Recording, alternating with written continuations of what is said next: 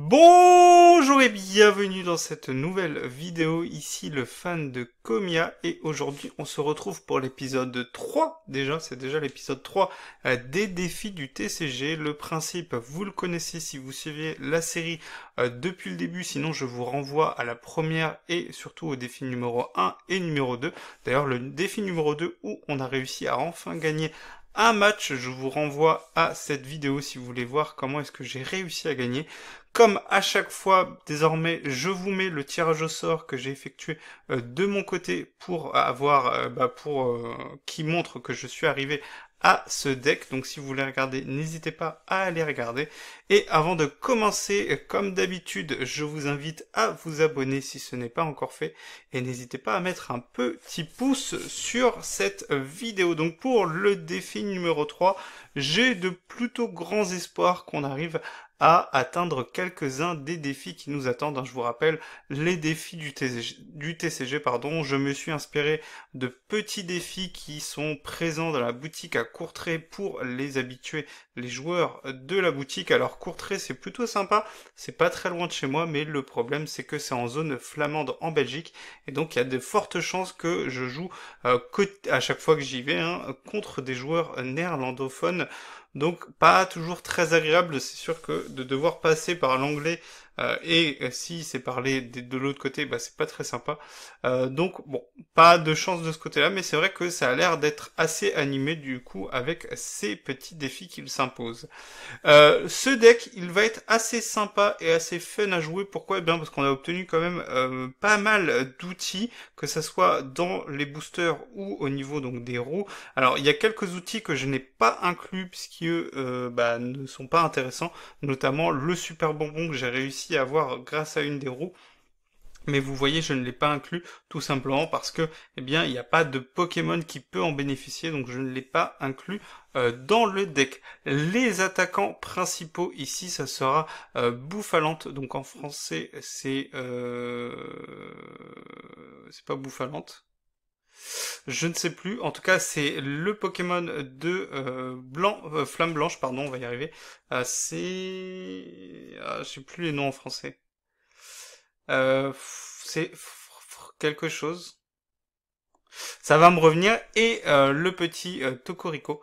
Donc le Tocorico de EV9 qui est pas très fort, qui n'est pas inclus dans les decks électriques, donc ça prouve qu'il est pas très fort, qui va infliger 20 dégâts en plus pour chaque Pokémon sur le banc, en sachant que ce n'est pas comme Mélofée. Mélofée c'est assez fort parce que ça prend en compte les bancs des deux joueurs. Ici malheureusement ça ne prend en compte que le banc qu'on a nous en jeu, et donc on est cap à 160. Donc on pourra pas faire plus de 160 parce que on n'a pas de Pokémon Terra Crystal, on n'a pas la BM0, donc on peut pas agrandir notre banc. Donc l'un de nos attaquants principaux tape au plus fort à 160. Donc ça s'annonce compliqué pour bien mettre des KO en un coup. Mais j'ai espoir quand même que si en début de partie notre adversaire a un peu du mal à mettre en place son jeu, eh bien qu'on arrive à le prendre de vitesse avec le Tocorico. Pourquoi? Parce que on a quand même la possibilité de piocher, parce que j'ai eu la chance de tomber sur Zoroark Gold. Bon, on s'en fout sur le TCG Live, évidemment les raretés, on en a absolument rien à faire. Mais c'est un Pokémon intéressant. Alors j'ai pas trouvé mieux que Darumaron, donc la sous-évolution de Darumacho, qui ne tape vraiment pas fort, donc aucune raison de l'inclure dans le deck. Donc Zoroark est là uniquement comme support. Cela dit, ça peut bait l'adversaire. Il est là comme support uniquement, donc pour piocher des cartes, vous connaissez son talent. Il faut défausser une carte et en échange on récupère deux cartes, donc c'est très fort pour ce qu'on appelle, je vous l'avais dit dans une autre vidéo, ce qu'on appelle Feneng, donc c'est réduire la taille de notre deck pour qu'au niveau des probabilités on tombe plus facilement sur les cartes qu'on voudrait.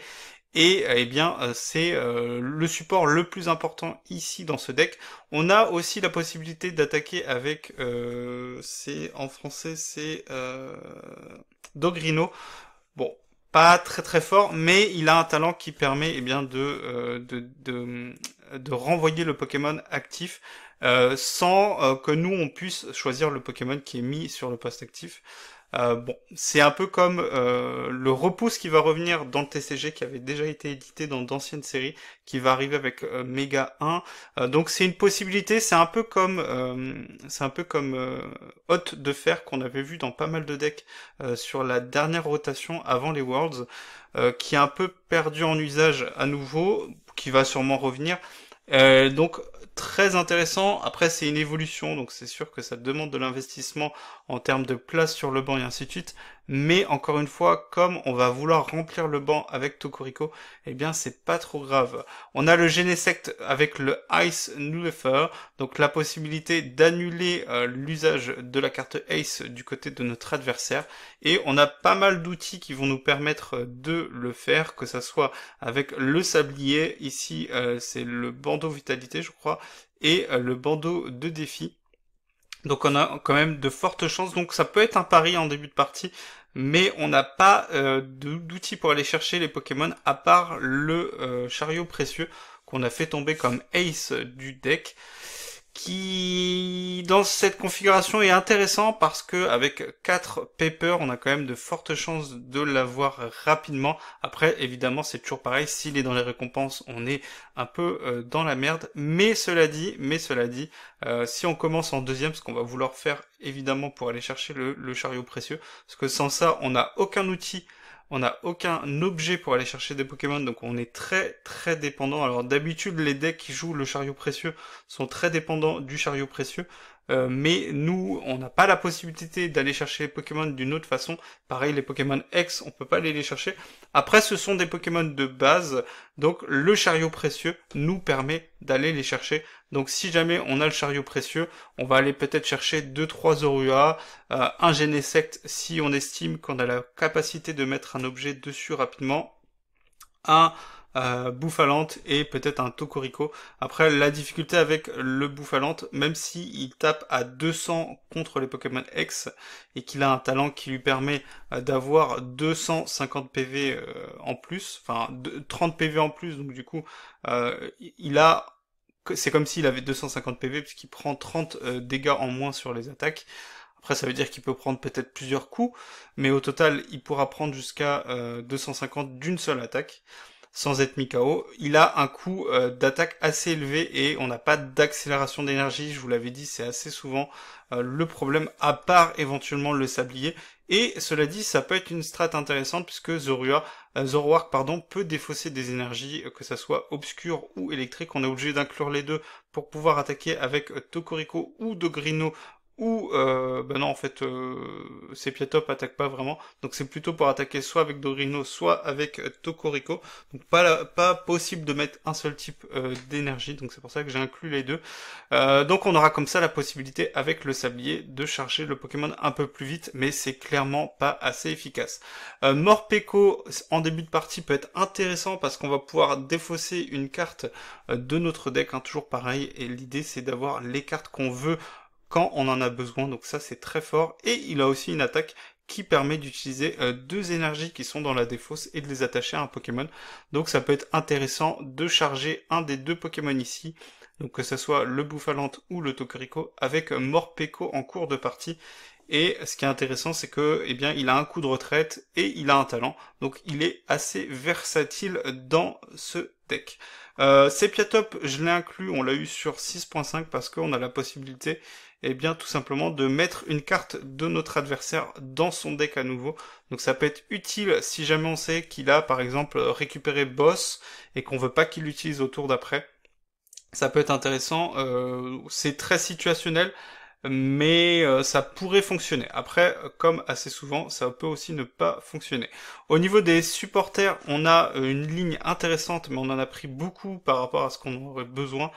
Mais c'est toujours pareil, hein. On a des choix limités, donc forcément, ce qu'on peut prendre, on va le prendre. Donc 4 Pepper, je vous disais tout à l'heure, pour être sûr de tomber sur le chariot précieux, parce que de toute façon, Pepper peut juste aller nous chercher le chariot précieux et l'échange, donc très clairement, on va pas les utiliser tous, hein, ça c'est quasiment sûr. J'ai pris 3 recherches professorales, 3 millionnaires. Millionnaires, ça peut être intéressant parce qu'avec Zoroark, on peut se retrouver avec une main très importante et du coup ça a la possibilité de piocher beaucoup plus de cartes encore, donc la possibilité d'avoir le plus d'options possibles avec ce qu'on a en main, et c'est un peu la même idée avec Sheren, puisque là ça va être la même chose, piocher 3 cartes, donc on peut imaginer enchaîner Sheren, le talent de Zoroark, et le tour d'après millionnaire, mais bon, très honnêtement, c'est pas la folie, mais on sait jamais, ça va peut-être pouvoir fonctionner.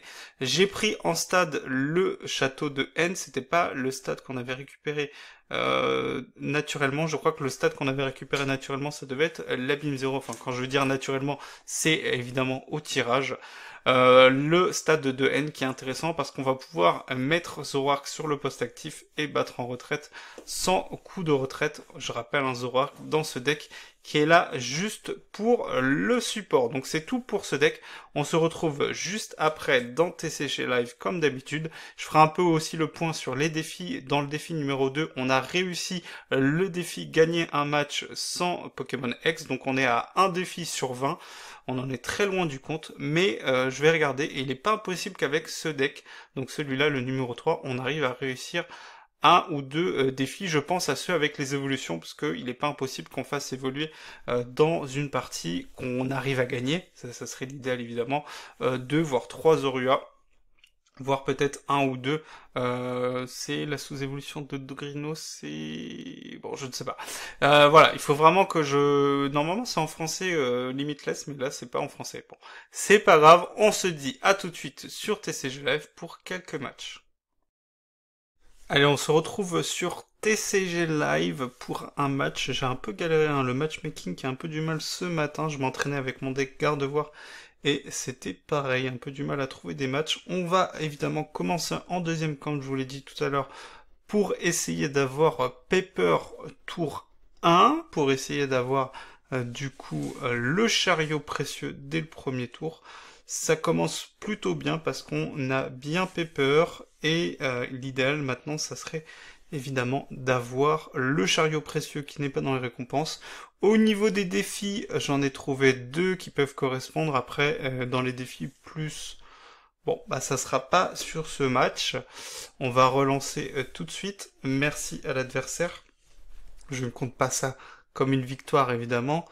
Bon, c'est pas très grave, ça arrive en ce moment, c'est comme ça, hein, les gens des fois sont pressés. Je vous avoue que moi en ce moment, je vous en ai parlé dans la vidéo comme je teste la consistance en début de partie du deck Gardevoir. Eh bien, si je ne suis pas second, puisque je regarde surtout sur quand je commence deuxième, c'est surtout ça qui m'intéresse.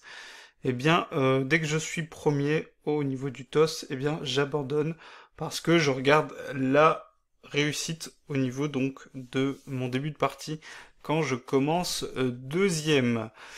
Et est-ce qu'on va avoir du mal à trouver des parties aujourd'hui? Ça commence bien. Non, c'est bon, on a trouvé un match. Donc une fois qu'on peut plus annuler, normalement, il y a un adversaire qui a été trouvé.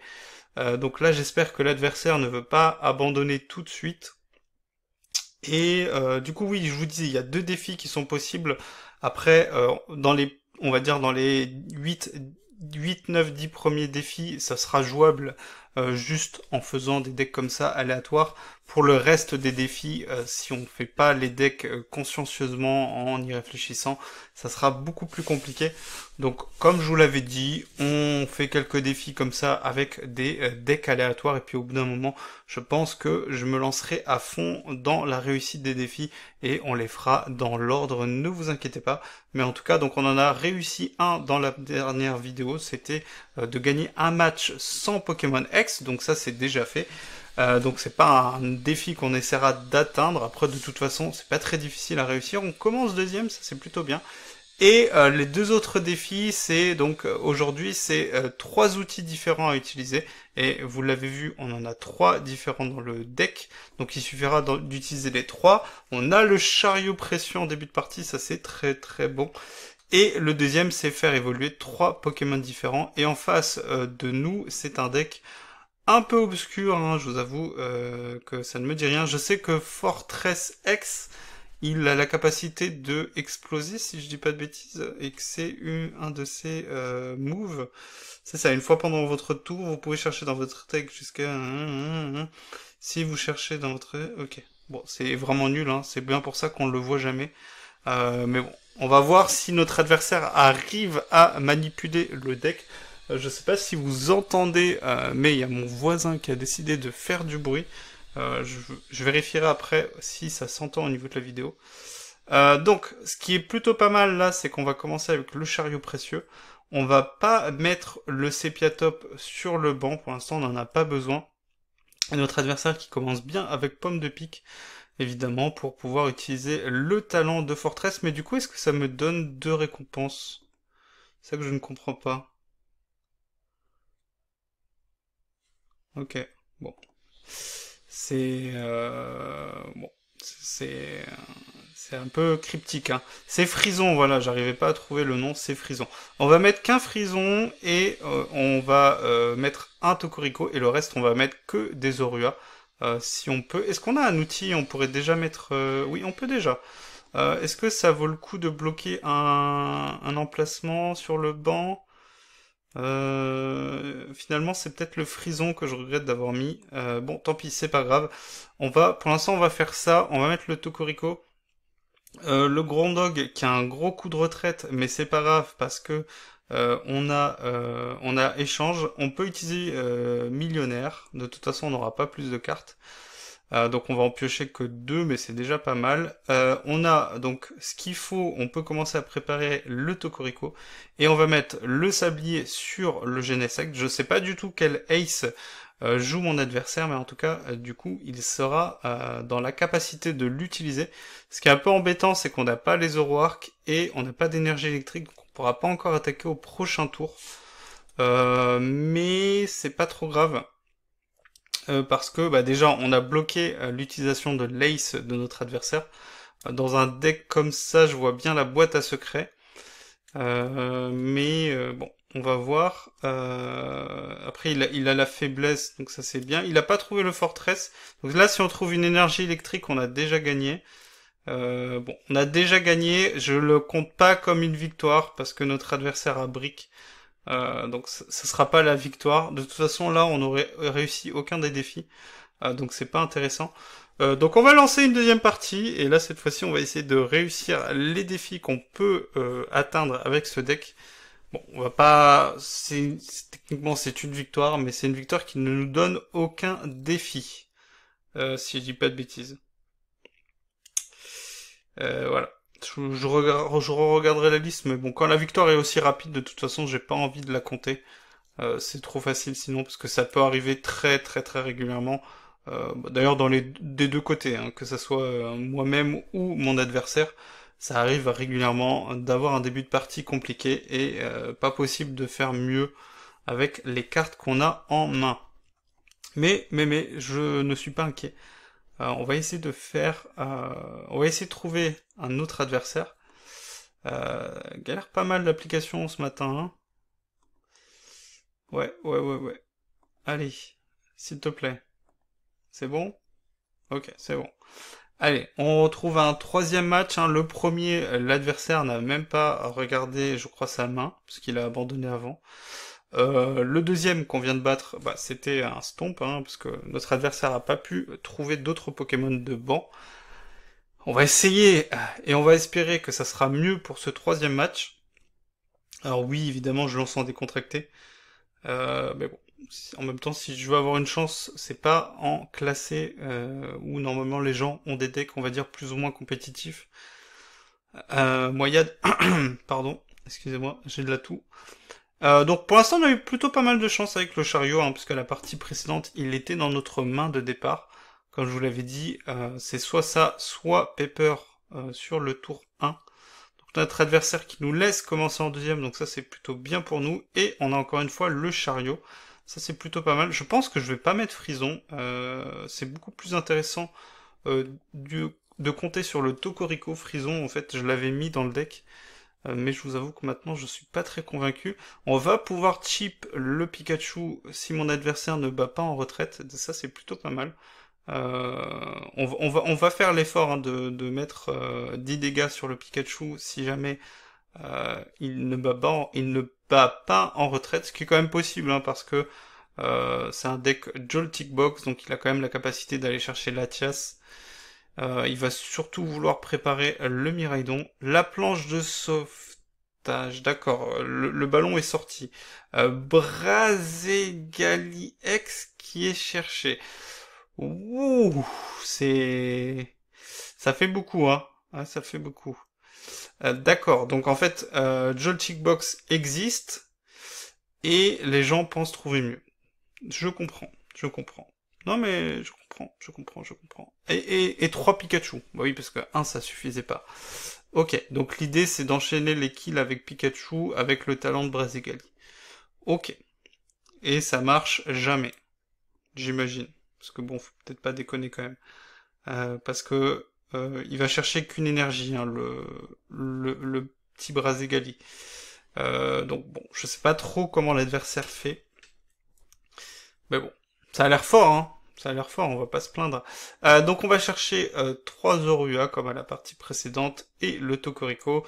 On va chip le Pikachu en sachant que de toute façon avec Tokorico on met pas le KO. C'est assez triste. On va mettre le bandeau vitalité sur le Genesect. On va piocher avec millionnaire parce que de toute façon on n'aura pas plus de cartes.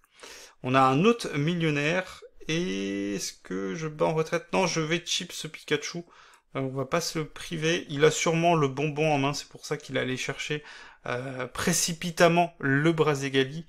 Mais bon, je vois pas trop l'intérêt d'aller chercher le Brazigali s'il n'y a pas d'énergie dans la défausse de toute façon. Des plays un peu discutables. En plus, on a la capacité comment dire? On a la capacité de forcer notre adversaire à changer de Pokémon. Donc ça c'est plutôt pas mal. Donc alors il est allé chercher Brazigali avec une Hyper Ball pour aller chercher le super bonbon. Ok. Maintenant il a attaché la capsule évolution pour faire évoluer personne. Ok. Et il a toujours pas d'énergie dans la défausse. Ok. Et il a plus de cartes en main. Ok. C'est compliqué, hein. Bah écoutez, on va chip le Pikachu, hein, y a pas de raison. De toute façon, Grondog, on n'en a pas besoin. On a Palais de haine, mais on n'a pas les Zoroark pour l'instant.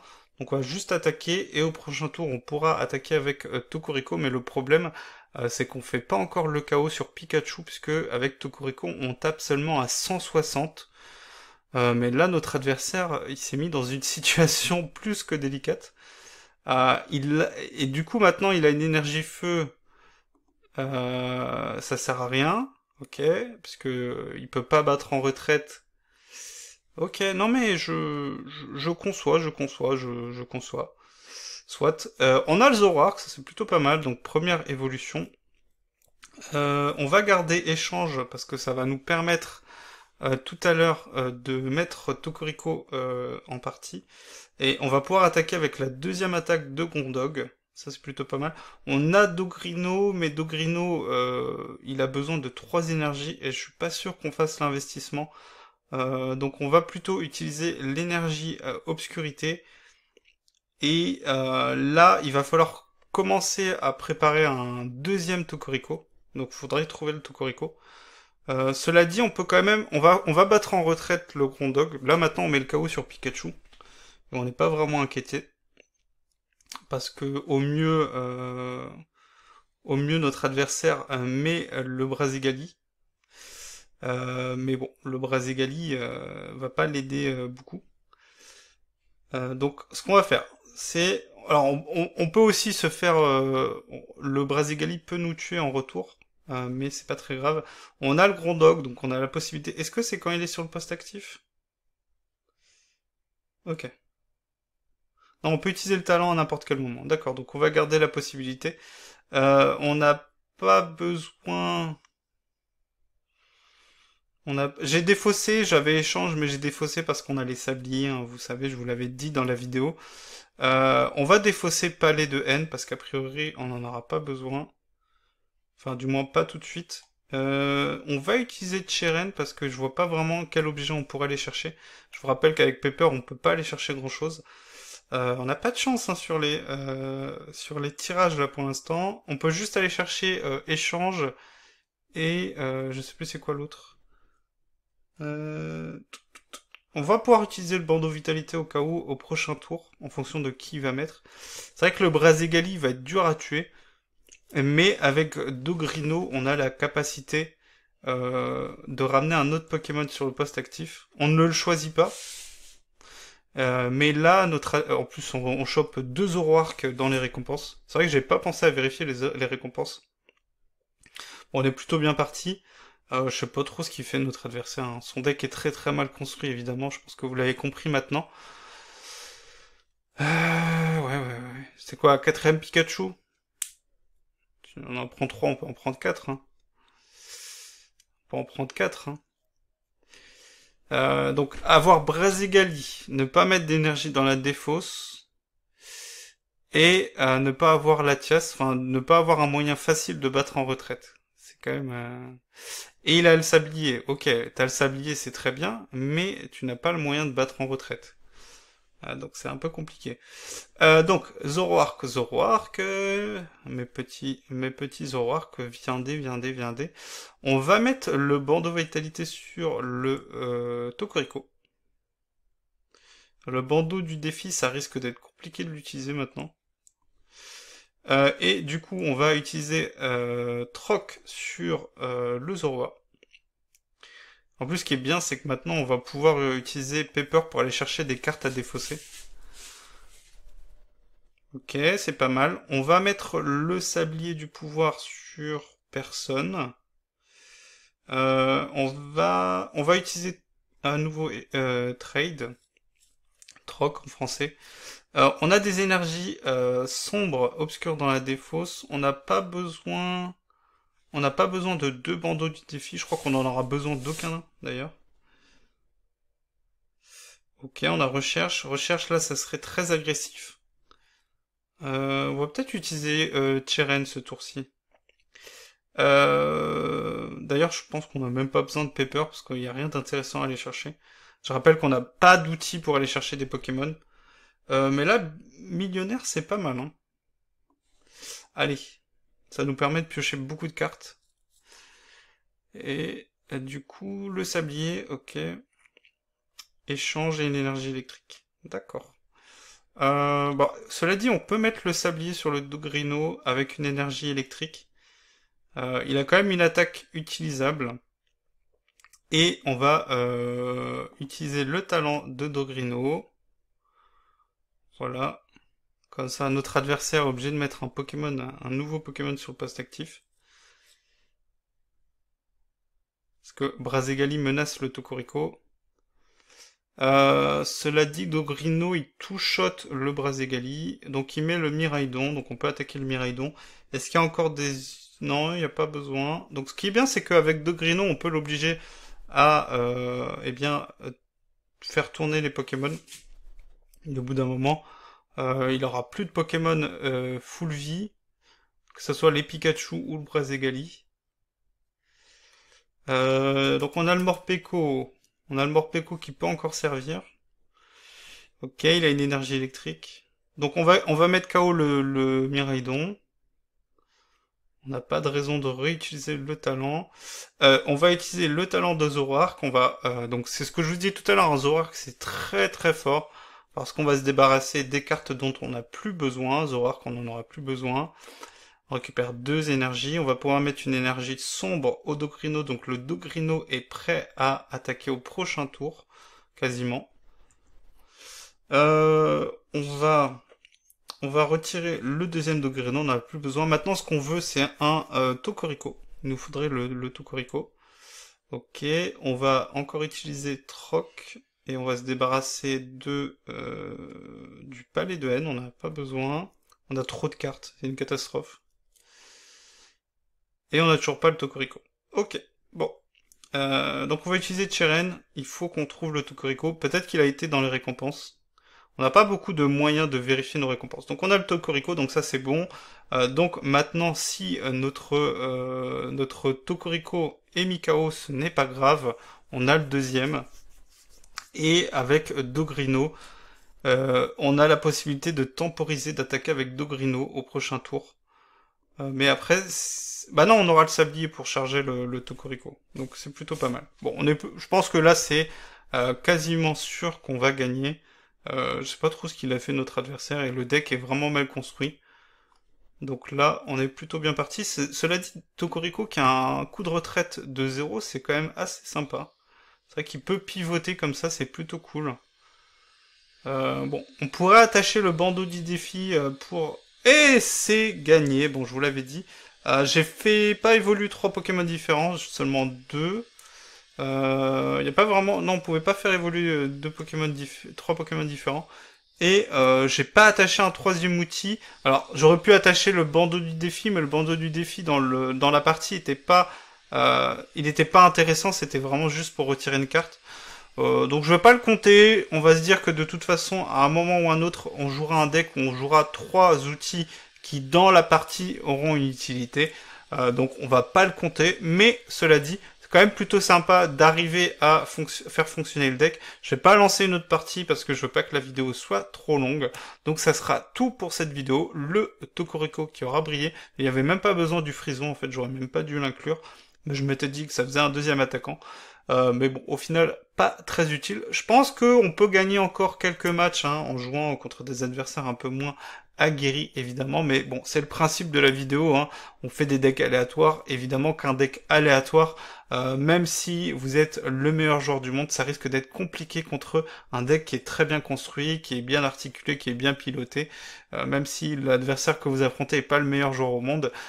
Donc on peut pas faire mieux, donc le principe c'est de tester des decks un peu fun, de jouer sur l'aléatoire et d'essayer de faire fonctionner, et mine de rien de découvrir de nouvelles cartes, le Dogrino je connaissais pas vraiment, le Tokorico j'en avais entendu parler parce qu'au moment de la sortie de EV9 ça avait été évoqué pour booster certains decks électriques, c'est vrai qu'il faut inclure Pikachu, il faut la BIM 0 donc ça fait beaucoup de choses, donc pas si intéressant que ça. Après, peut-être qu'un jour, dans le format, avec l'évolution du format, peut-être que ça sera intéressant.